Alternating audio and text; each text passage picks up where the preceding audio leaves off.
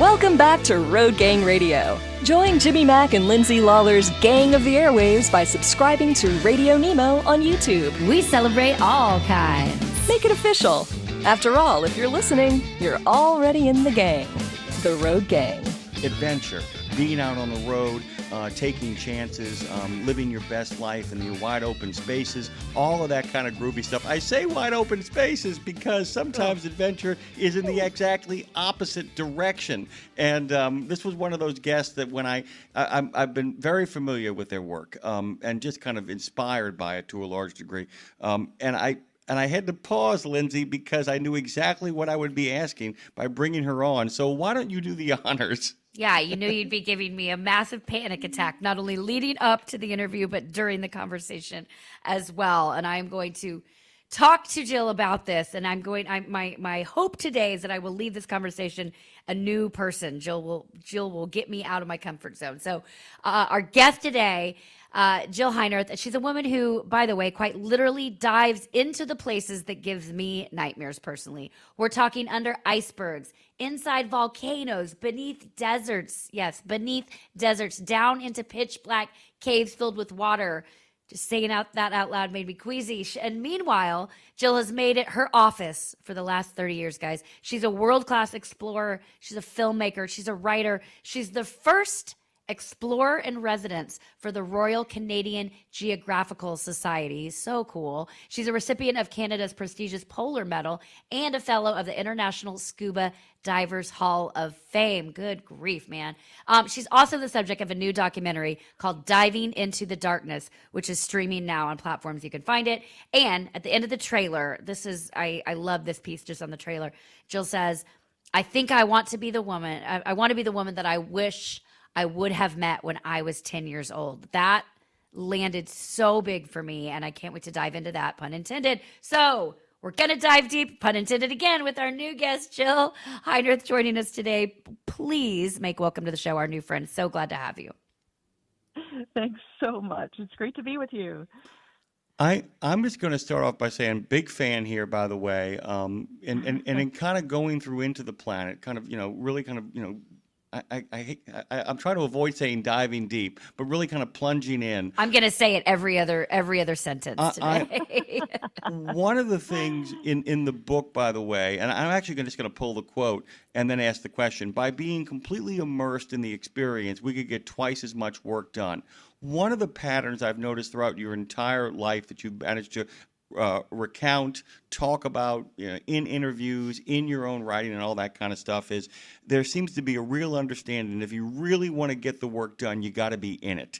You've got to be absolutely there. You can't be walking away to the trailer later on and, maybe hitting a spa and taking a couple of days respite. That you have a lot of stories where there have been people in much more comfortable areas working with you for good reason. Some of them have to do technical work, but you really, really want to be in the middle of the action. I mean, at what point did you kind of realize that's what was happening, or was that a conscious decision? Did that make any sense there, Jill? Yeah, absolutely. I mean, if you ask my mom, it was probably just about at birth. I've always been that curious outdoors kid, that wanted to explore. And it's very much part of my DNA. Well, and that's, I mean, speaking of that, then that's, back to that quote in the trailer where you say, I'm just trying to be the person that the 10-year-old me would have wanted to know or to meet, or I guess obviously be inspired by. And you said you were already exploring and curious as a kid.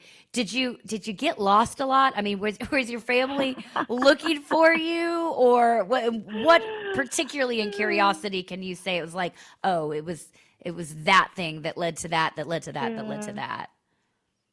Yeah, I mean, I grew up in a different time. Full disclosure, I'm 60 years old, so you look great. Well, thank you. Pre-digital media, so we entertained ourselves, and as sort of the last of three kids in the family, it was like, oh, just be home when the street lights come on, and that was how you ran as a kid, and even the journey to school was always an expedition for me, like walking through the woods and going exploring places, and it was a different world. There's something to be said, by the way, and by the way, you and I are of the same generation. There's something to be said about Yeah. going out there a little bit too far out. I mean, that's one of the big Yeah. things that the 70s always kind of reminds me that you would go one block too far. Your parents would tell you, you can go this far. You can only go to the park. Yeah. Once you get beyond the park, Yeah. you end up by Old Man Johnson's house, and he's a creepy old dude. Don't go Oh, there. that So you guy. immediately had to go to Old Man Johnson's house and stand on the lawn and see how close to his front door you could get. And Of course.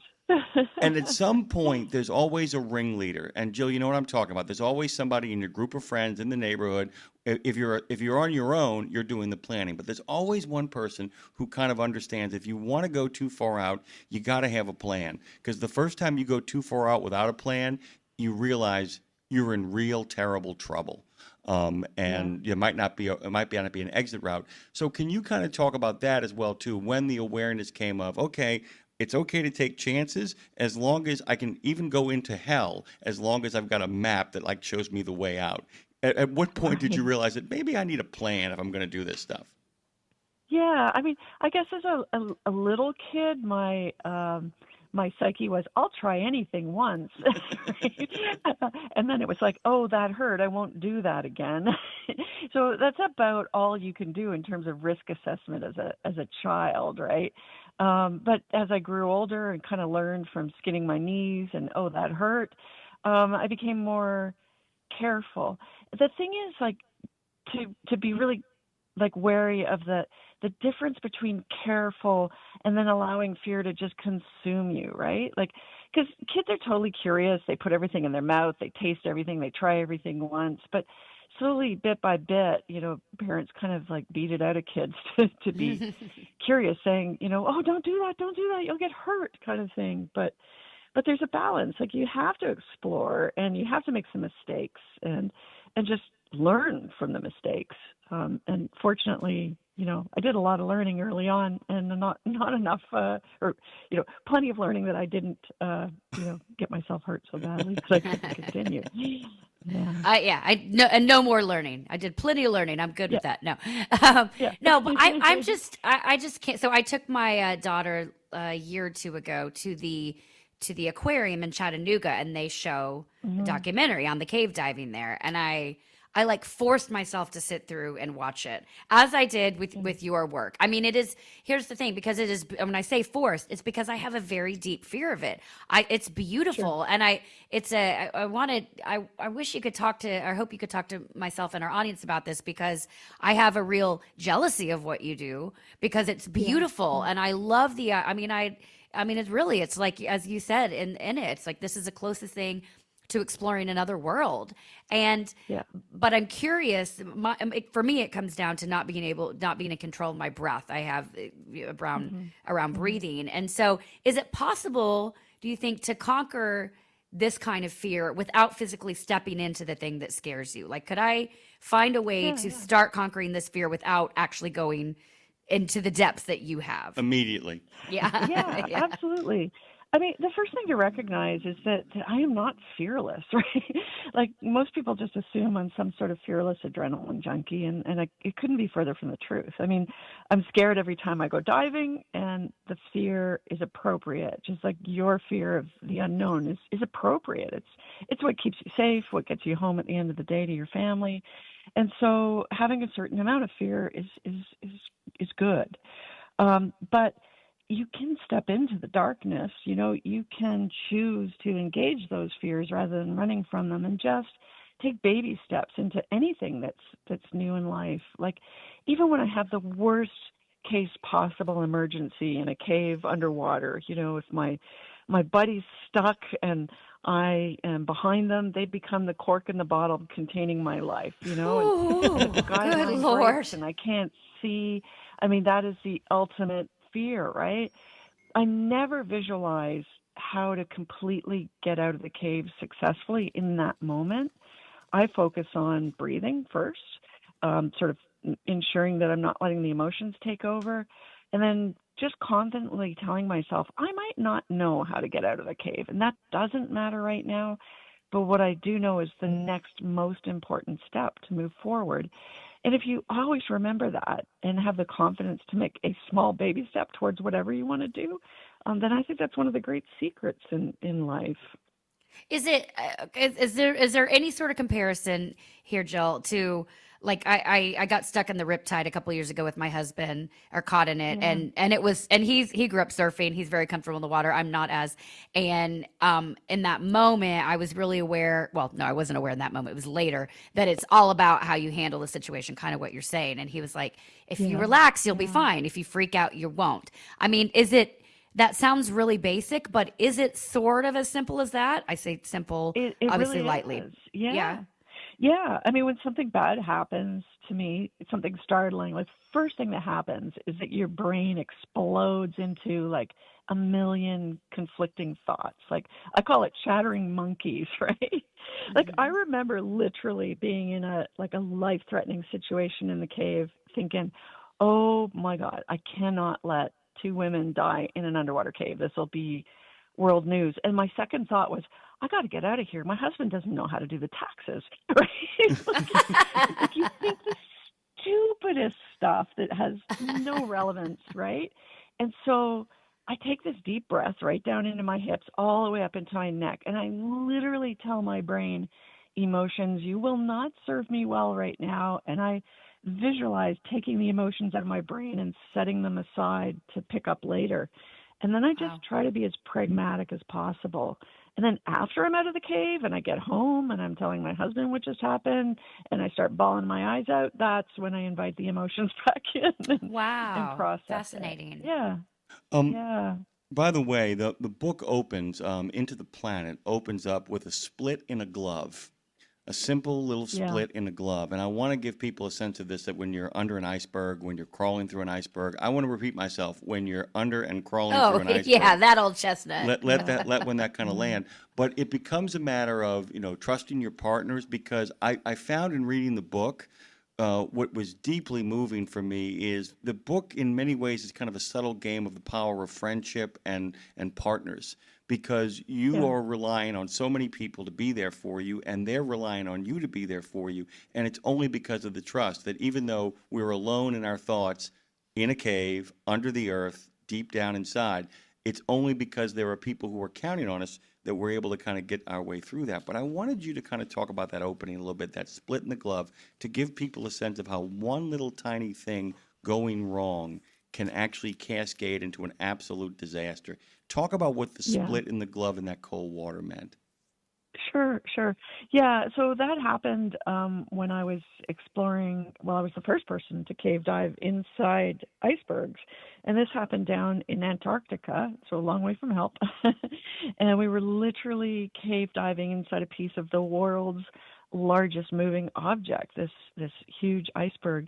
And since nobody had done it, nobody's written the rules, nobody's made the maps, we're developing, the protocols and how to do things, but we're trying to be cautious. But there's a lot of things that happen that you can't prepare for because you don't even know they exist. So we experienced like a ripping current that suddenly turned on us. And at the same time, I also had a hole in my dry suit glove. So I have cold water. It's minus 2.8, the water seeping into my glove.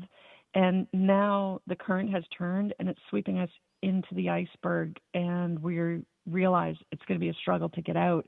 So I signal to my diving partners that it's time to go. And in cave diving, we have a golden rule that anyone can call the dive at any time for Yep, any reason. And I love that rule I in do life too. too. That, yeah, I mean, there's no time to like debate about why. It's just like, I want to go, we're going to go. And so everyone's like, all right, we're going. Wow. Um, so yeah, I turned a 1 hour dive and kind of to a 3 hour fight for our lives getting out of the iceberg, and it took everything physically and intellectually to combat that and get back to the boat safely. And I remember looking up at the chief scientist as I was crawling back on board, and I just said, "Greg, the cave tried to keep us today." It was Wow. pretty sobering. Well, I'll Yeah. tell you, there are two things that really landed with me. That I'm going to turn it back over to Lindsay so that she can continue to exercise her her claustrophobia with you. Um, Seriously. Mhm. the first thing is the fact that the idea of, in that moment, you've got to maintain your pain. That became Mhm. chilling for me, and I actually understand that from experiences in my own life. That it's like, nope, I've got to maintain this pain, because the moment I stop Mhm. feeling this pain, I'm really in trouble because it means my body's going to start shutting down. And the second thing, the one where I was reading the book and I thought about Lindsay for a second, when you said the three people that could possibly rescue us from this situation are already down here. Yeah. And I was like, okay, I'm out. Lindsay's out. We're done here. We're done here. pass. I just wanted to kind of point that out to our listeners. Go ahead, Lindsay. No, first of all, I want to say that I'm invoking the "I want to leave now" rule within my family. I kind of, if I could parlay that, it's I want to go now, no questions asked. No, but I was thinking of, because I've never even been scuba diving, and I feel like I have a real fear of that. But I know people. My husband works with some people to do it, and they're like, they continue to tell me you are missing one of the most beautiful things in life if you don't do it.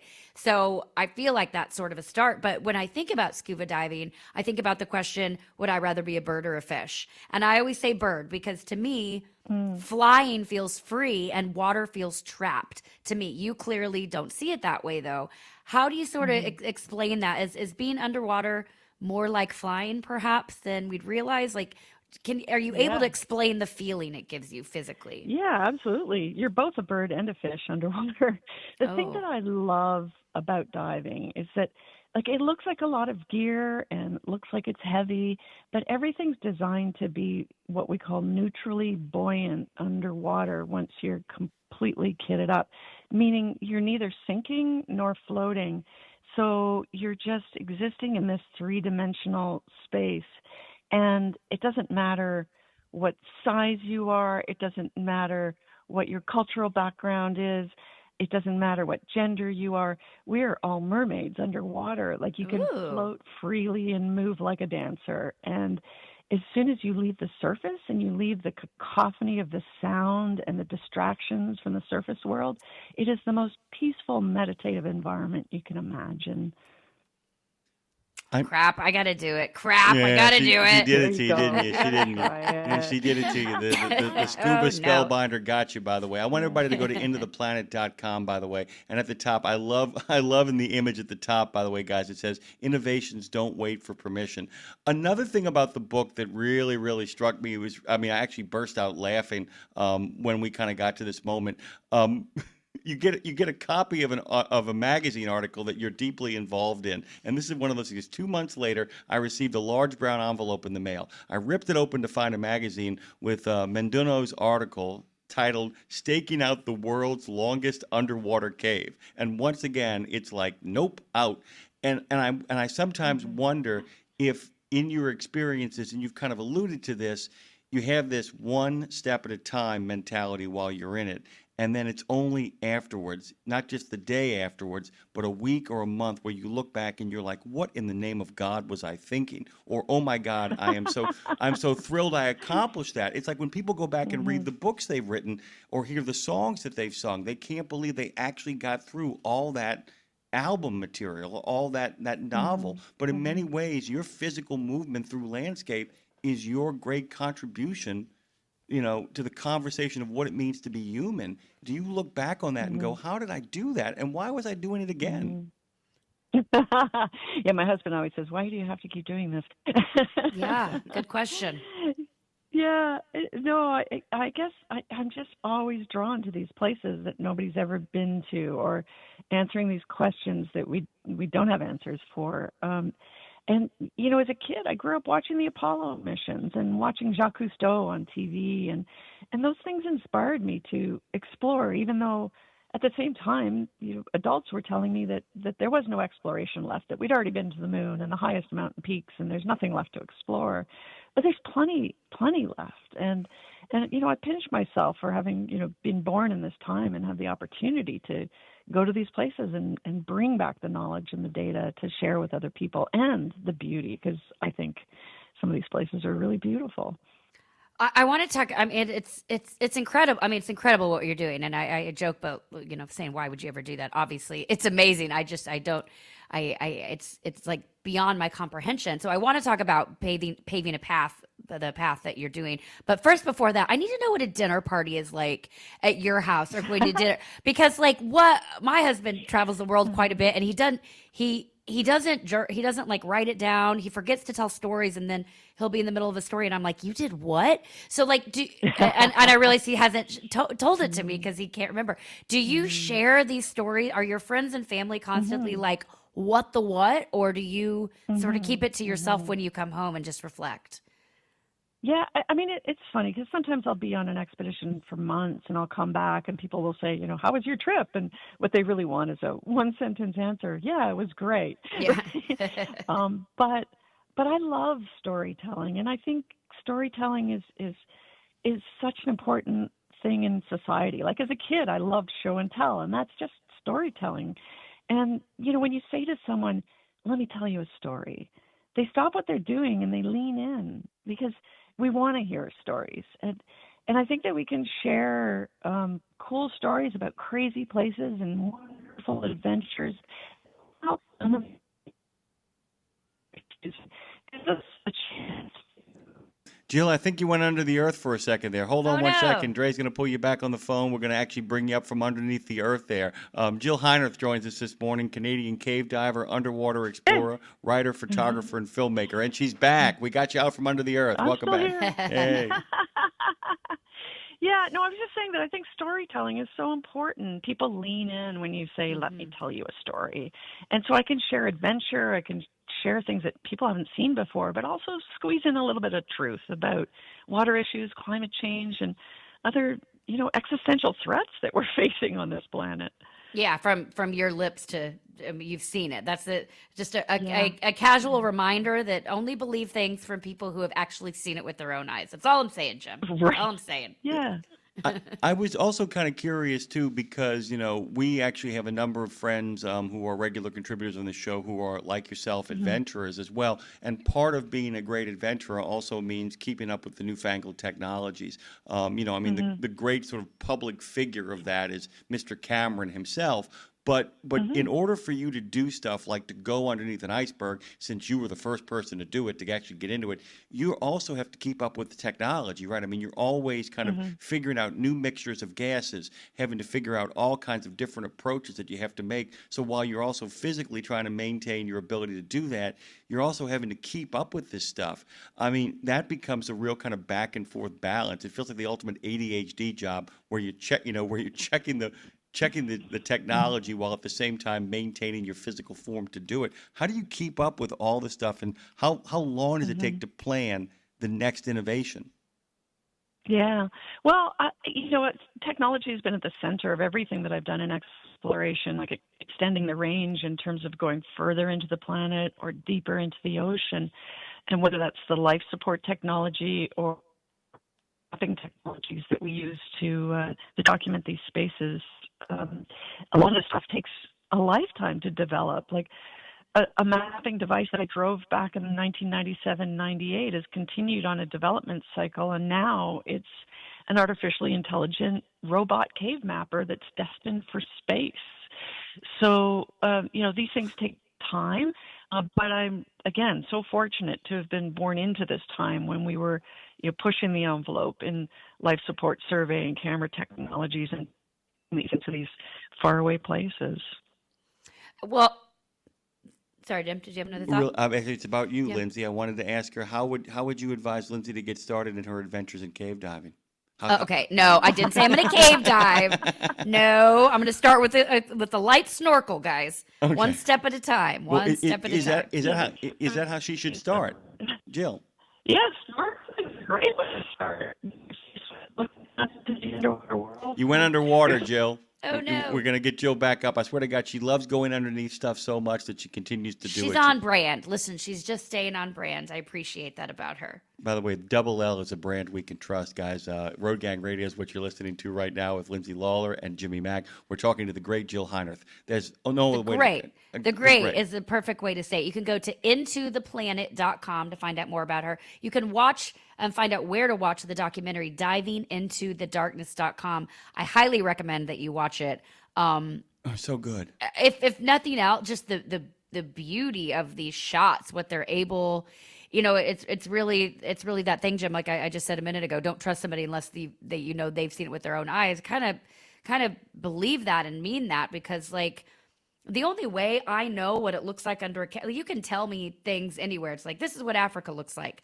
I've never been to Africa. The only way I know that is by seeing some actual footage. And, you know, and so that's what Jill's doing. We have Jill back on the line now. That's what Jill's doing, is that what they're able to film, the stories they're able to tell, the visuals they're able to share is the only reason some of us even know what it's like there. And so, Jill, I'll end with this. We have a couple minutes left, but you know, obviously this, we don't necessarily need to talk about that this is necessarily a male dominated pursuit. It's not men versus women here, but how do you see your work now as really paving a path perhaps for the next generation of those 10-year-old girls who might see themselves as you and just like, you know, somebody to, you hear what I'm saying? How are you really seeing that you're paving the way for other people to go on and continue the exploration?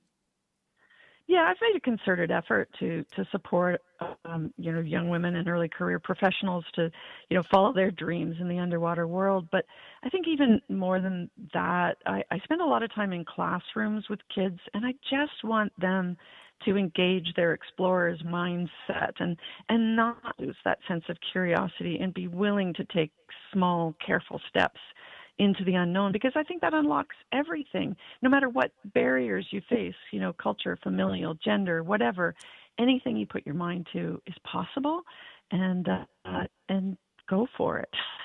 Yeah. By the way, before we have to wrap up here, and we are out of time, Lindsay, I don't know if you remember it. I know Jill does the old National Geographic music. Bum, bum, bum, bum, bum, bum, bum, bum, bum, bum, bum. Sure. And I'll tell you right now, if ever music was written for somebody, that music was written for Jill Heinerth. I mean, it just, when you see what she's up to and what she's doing out there, it's the music just fits the moment absolutely perfectly. You're welcome back anytime. Anytime you got a next great adventure and you want to let us know what's going on and you come back for one, please reach out. And I can't tell you how much I appreciate this as a longtime fan of your work. Thank you so much. Thank you so much. Have a great one. You too. Divingintothedarkness.com. You can stream it now. Also, you can read Jill's book. Head on over to intotheplanet.com. We're going into the planet. Woo!